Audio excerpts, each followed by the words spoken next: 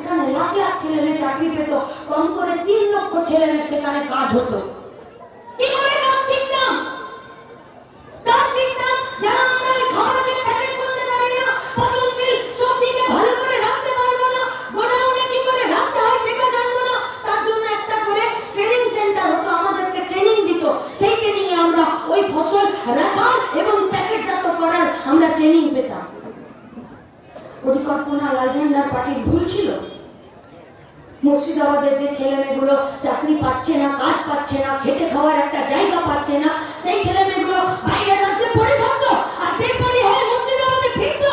পরিযায়ী শ্রমিক হয়ে যা ফিরতো না, বাপ মায়ের চোখের সামনে এখানে জঙ্গিপুর ফুড পার্কে 3 লাখ ছেলে মেয়ে কাজ করতো, তৃণমূল কংগ্রেস হতে দিল না।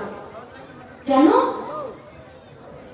একটা লোক দোকানে গেছে, গিয়ে বলছে যে আমার কাছে একটা কাপড় আছে, একটা প্যান্ট বানিয়ে দিবে। দোকানে বলেছে বানিয়ে দিব। বললো কত পয়সা নিল? বললো 350 টাকা মেকিং চার্জ। বললো যদি জাঙ্গিয়া বানাই তাহলে কত পয়সা নিল? বললো 35 টাকা।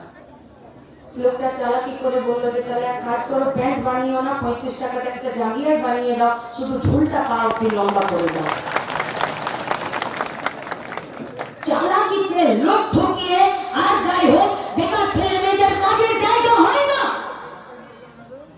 আজকে গোটা পশ্চিমবঙ্গে মুর্শিদাবাদে মোদীকে শেষ করে এসেছে যাতে অভিষেকের কোনো বিপদ না হয়। এই হচ্ছে নির্বাচন, আর নির্বাচনের দিন প্রস্তুত থাকুন।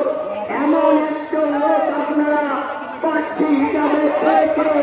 কোথায় কোথায় আবু সাহেব আর কোথায় মোহাম্মদ সাহেব? আপনারা পেয়েছে এই শরীফ সাহেব। এর আগে রাজনীতি থেকে আমরা দেখেছি পার্লামেন্টের সেলিম সাহেবকে আপনার আমার জন্য আন্দোলন করতে। এই সেলিম সাহেব এবং মহরমপুর থেকে অজিত চৌধুরী এরা জিতে পার্লামেন্টে গেলে